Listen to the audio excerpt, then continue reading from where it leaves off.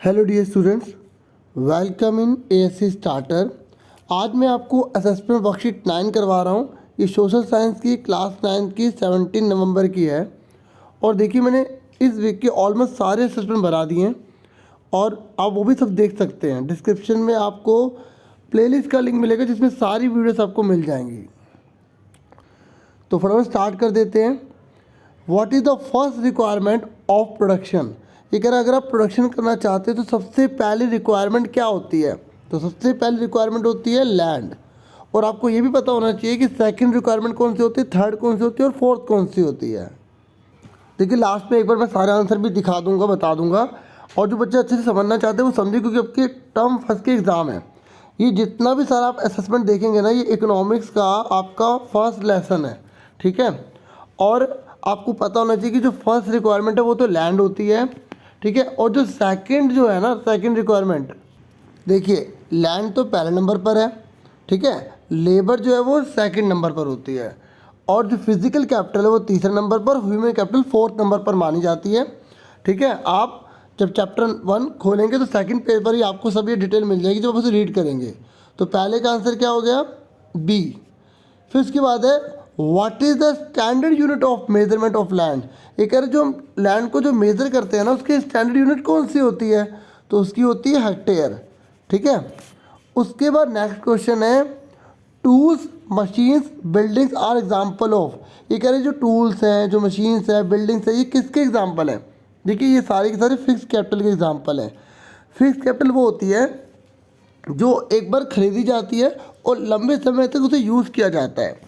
अब आप टूल्स लोगे, मशीन लोगे, उसे बेच दोगे क्या, उससे आप काम में लोगे ना। तो ऐसे ही जो कैपिटल्स होती है ना, उन्हें फिक्स कैपिटल कहते हैं, जो एक बार लेने के बाद काफ़ी लंबे समय तक उसे यूज़ किया जाए।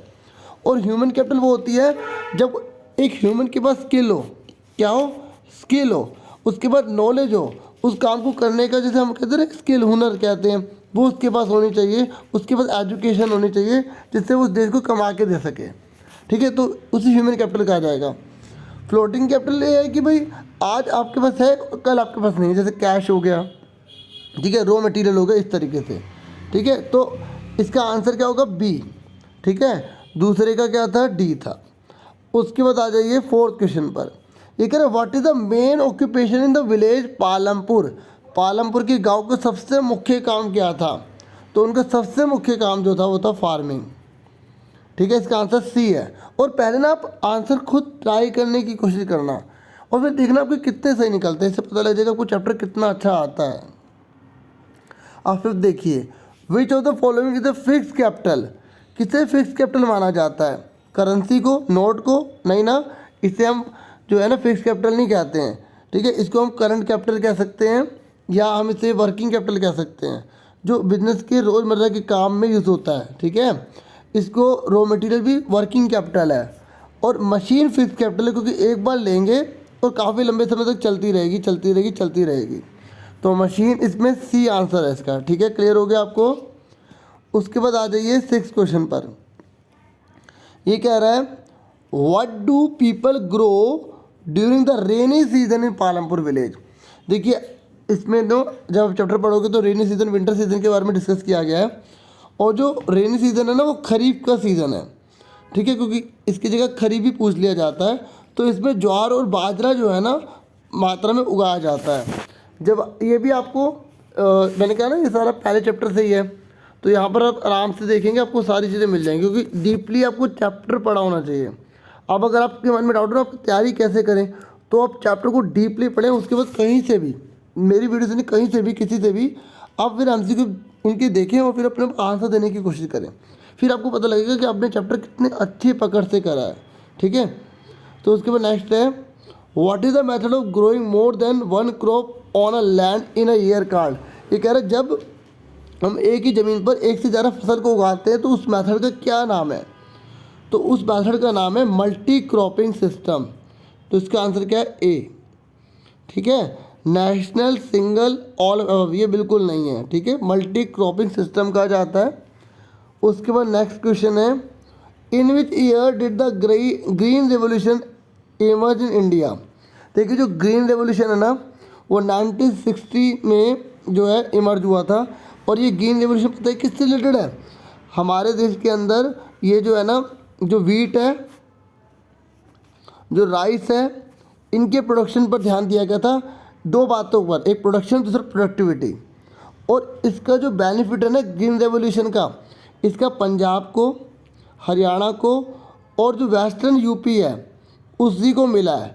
बाकी स्टेट इसका बेनिफिट नहीं उठा पाए। जब शुरू में जो पहली जो हुई थी ना ग्रीन रेवोल्यूशन, तो आपको अगर कोई पूछे कि ग्रीन रेवोल्यूशन किससे रिलेटेड है, तो आप बता दोगे ना वीट, राइस, ऐसे जो सीरियल क्रॉप्स हैं इनके प्रोडक्शन से रिलेटेड था।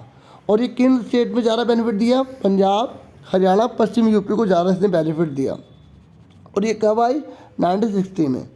ठीक है। ऐसे अगर आपसे पूछ ले कि श्वेत क्रांति मतलब वाइट रेवोल्यूशन, वाइट रेवोल्यूशन किससे रिलेटेड है, तो जो वाइट रेवोल्यूशन है ना वो दूध के उत्पादन से रिलेटेड है। ठीक है। तो इसे फ्लड सिस्टम ऐसा भी कुछ कहा गया था। 1970 में इसको स्टार्ट किया था ये जो वाइट रेवोल्यूशन है। ऐसे ही अगर आपसे पूछे ब्लू रेवोल्यूशन, तो ब्लू रेवोल्यूशन जो है ना वो पता है किससे रिलेटेड है? वो है मछली के उत्पादन से रिलेटेड। सुनते मेरी बात? मछली का उत्पादन जितना ज़्यादा हो उसके लिए ब्लू रेवोल्यूशन चलाया गया था। ऐसे ही एक है पीली क्रांति मतलब येलो रेवोल्यूशन। ठीक है। ये इसमें ना ये ऑयल के प्रोडक्शन के लिए किया गया था। जो सरसों का तेल होता है ना, जैसे ऐसे मतलब मेन ऑयल पर ध्यान रखना, जो एडिबल जो ऑयल होते हैं उसके लिए जो है येलो रेवोल्यूशन को चलाया गया था। ये थोड़ा एक्स्ट्रा नॉलेज थी। अब आगे देखिए 9th है, what is the name of the nearest town to Palanpur. देखो ये टाउन पूछ रहा है, टाउन, तो कौन सा नियरेस्ट टाउन था पालनपुर के पास में? तो वो था शाहपुर। अगर विलेज पूछा तो हम रायगंज बोल देते। ठीक है। टाउन पूछा है तो हम टाउन बताएंगे। ठीक है, शाहपुर। उसके बाद नेक्स्ट है और लास्ट है HYV की फुल फॉर्म क्या है? तो इसकी फुल फॉर्म है हाई यील्डिंग वैरायटी सीड्स। ठीक है। इसका आंसर क्या है? बी, उच्च किस्म के बीज बोलते हैं। और कई बार इसको मैजिकल सीड्स भी कहा जाता है, चमत्कारी बीज भी कहा जाता है। अगर ऑप्शन में आए चमत्कारी बीज कौन है तो HYV है, क्योंकि इनसे प्रोडक्शन और प्रोडक्टिविटी बहुत बड़ी थी। प्रोडक्शन और प्रोडक्टिविटी बहुत बड़ी थी। आपको प्रोडक्टिविटी और प्रोडक्शन अच्छे से पता होना चाहिए ये क्या होते हैं। ठीक है। तो देखो अगर मैं इस ज़मीन पर प्रोडक्शन कर रहा हूँ, उगा रहा हूँ, और मैंने इस पर भी उगाना शुरू कर दिया तो ये प्रोडक्शन बढ़ा। और प्रोडक्टिविटी का मतलब होता है जैसे मैं यहाँ पर 40 क्विंटल उगा रहा हूँ, अब मैंने इसी ज़मीन पर 70 क्विंटल कर दिया तो इसे बोलेंगे प्रोडक्टिविटी बढ़ गई। ठीक है। तो मैंने बता दिया। और अच्छे से चैप्टर पढ़ें, इससे हमें ये सीख मिलती है। और उसके बाद हम क्वेश्चन करें तो हमें आइडिया अच्छे से हो जाएगा। अब मैं एक बार सारे आंसर बता रहा हूँ। अब सिर्फ लास्ट में मैं आंसर बता रहा हूँ खाली। ठीक है। जो पहला है इसका जो आंसर है, इसने बोला था कि फर्स्ट रिक्वायरमेंट कौन सी है, वो लैंड। उसके बाद जो सेकंड है इसका जो आंसर है हेक्टेयर। उसके बाद जो थर्ड है इसका जो आंसर है फिक्स कैपिटल। उसके बाद जो है फोर्थ, इसमें विलेज के ऑक्यूपेशन मेन पूछा गया था तो फार्मिंग, सी। ठीक है। उसके बाद जो फिफ्थ है इसमें हमसे बोला गया था फिक्स कैपिटल तो मशीन। उसके बाद जो है सिक्स क्वेश्चन, तो यहाँ पर जो पालमपुर में जो रेनी में बोया जाता है ज्वार एंड बाजरा। और जो सेवन्थ क्वेश्चन है इसका है मल्टी क्रॉपिंग सिस्टम। उसके बाद एट जो क्वेश्चन है इसका 1960। और जो 9 क्वेश्चन है इसका है शाहपुर। और HYV इसकी फुल फॉर्म है हाई यील्डिंग वैरायटी। इस तरीके से पूरी वीडियो को लाइक जरूर करना, चैनल को सब्सक्राइब जरूर करना, और आप शेयर भी कर सकते हैं। Thank you for watching and listening carefully. एक बात और, मैंने KVS के पेपर साइंस का, मैथ का बना दिया, और भी बनाऊँगा। ठीक है। आप चैनल से जुड़े रहें। आपसे फिर मिलेंगे। अपना पूरा ध्यान रखना। बाकी के लिए उसमें प्लेलिस्ट में देख सकते हैं, या डिस्क्रिप्शन में अगर मैं लिंक दूँगा तो वहाँ से आप देख सकते हैं। Thank you once again. आपका बहुत बहुत शुक्रिया वीडियो देखने।